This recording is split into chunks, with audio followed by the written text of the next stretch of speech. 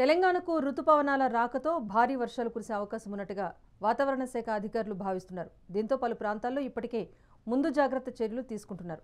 వర్షాల ముంపు బారిన పడే ప్రాంతాలను గుర్తించిన అధికారులు శానిటరీ, మున్సిపల్ సిబ్బందిని అలర్ట్ చేస్తున్నారు. ఒకవేళ భారీ గాలులకు చెట్లు నేల కూలిపోతే వాటిని తొలగించేందుకు కూడా రెస్క్యూ టీమ్స్ను సిద్ధం చేశారు. దీనికి సంబంధించి మరింత సమాచారం మా సీనియర్ రిపోర్టర్ స్వప్న లైవ్లో అందిస్తారు. రైట్, దీనికి సంబంధించి చూసుకున్నట్లయితే హైదరాబాద్కి వర్షం ముప్పు అయితే ఉందని చెప్పేసి ముందే రెడ్ అలర్ట్ అయితే జారీ చేశారు. అయితే దీనికి సంబంధించి గత 3-4 రోజుల నుంచి కంటిన్యూగా వర్షం అయితే కురుస్తుంది.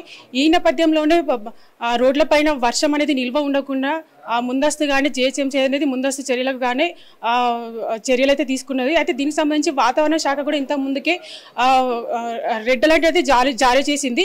అయితే ముందస్తు చర్యలకు గాను ప్రజలు ఏదైనా అత్యవసరమైన పరిస్థితిలో ఉంటే తప్పించి బయటకు రావద్దని చెప్పేసి ముందస్తు జాగ్రత్తల కోసం అయితే నిపుణులు అయితే చర్యలు అయితే జారీ చేశారు.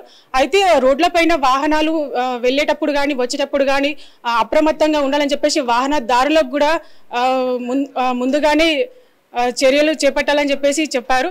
అయితే దీనికి సంబంధించి జిహెచ్ఎంసీ పరిధిలో ఉన్నటువంటి కార్మికులకు కానీ మిగతా సిబ్బందికి కానీ ముందుగానే రెడ్ అలర్ట్ కానీ జారీ చేసి ముందుగానే హెచ్చరించడం జరిగింది. అయితే రోడ్ల మీద ఎలాంటి చెత్త చెదారం లేకుండా ఎప్పటికప్పుడు క్లీన్గా ఉంచాలని చెప్పేసి మిగతా చెట్లు కానీ భారీ వాహనాలు ఇబ్బంది పడకుండా వారిపైన చెట్లు పడి మృతి చెందకుండా కానీ ఇట్లాంటి చర్యలు కూడా ముందే ఊహించి వాటికి సంబంధించి జాగ్రత్తలు కూడా ముందే హెచ్చరికలు అయితే జారీ చేశారు. అయితే దీనికి సంబంధించి గతంలో కూడా సీఎం రేవంత్ రెడ్డి ఎవరైతే ఉన్నారో ధాన్యాలు కొనుగోలు చేసే విధానం కూడా ఫాస్ట్గానే నిర్వహించాలని చెప్పేసి చెప్పారు. అయితే ధాన్యం ఏదైతే ఉంటుందో మిల్లులకు కూడా తరలించే ప్రయత్నం కూడా తొందర చేయాలని చెప్పేసి ముందస్తుగానే తెలంగాణ ప్రభుత్వం అయితే సీఎం రేవంత్ రెడ్డి అయితే ఆదేశాలు అయితే అధికారులకు నిర్వహించారు. అయితే దీనికి సంబంధించి వాహనదారులు ఎట్లాంటి ఇబ్బంది లేకుండా అత్యవసర పరిస్థితులు ఉంటే తప్పించి రోడ్లపైకి రావద్దని చెప్పేసి ముందస్తు చర్యలుగానే హెచ్చరించారు.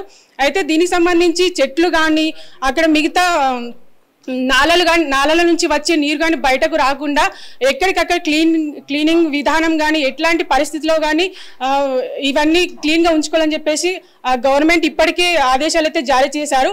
అయితే దీనికి సంబంధించి మరి జిహెచ్ఎంసీ పరిధిలో అధికారులు కూడా ముందస్తు జాగ్రత్త కోసం ప్రజలు ఎట్లాంటి ఇబ్బందులు పడకుండా ప్రజలు కూడా వీలైనంత మట్టుకు తగిన జాగ్రత్తలు సూచనలు పాటించాలని చెప్పేసి ఈవినింగ్ టైంలో తొందరగానే ఇంటికి వెళ్ళాలని చెప్పేసి అధికారులు అయితే సూచిస్తున్నారు.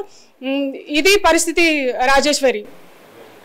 అంటే వర్షం పడిందంటే చాలు, మరీ ముఖ్యంగా జిల్లాలో పరిస్థితి ఎలా ఉన్నా హైదరాబాద్లో మాత్రం అత్యంత దారుణంగా ఉంటుంది. అటు మ్యాన్ హోల్స్ వల్ల ప్రమాదాలు చూసాం, అలాగే లోతట్టు ప్రాంతాలు, మూసీ పరివాహక ప్రాంతాల్లో ఉన్న ప్రాంతాలు కూడా నీట మునిగిపోవడం పూర్తిగా. ఇలాంటి సిచ్యువేషన్స్ చాలా చూసాం, ఎక్కడికక్కడ వాటర్ స్టాగ్నేషన్ లాంటివి.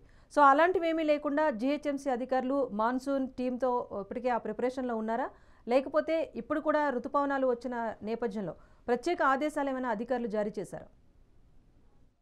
మాన్సూన్ వచ్చిన విధానంలో అయితే ఇప్పటికైతే అధికారులు అయితే ముందస్తు జాగ్రత్తల కోసం అయితే ఇప్పటికే ఆదేశాలు పలు అధికారులకు జారీ చేయడం జరిగింది. మ్యాన్ హోల్ కానీ ఇలాంటి పరిస్థితుల్లో ప్రజలు బయటకు వచ్చిన నేపథ్యంలో వర్షంలో మ్యాన్ హోల్ కనిపించకుండా ఉండే పరిస్థితి అయితే ఉంటుంది.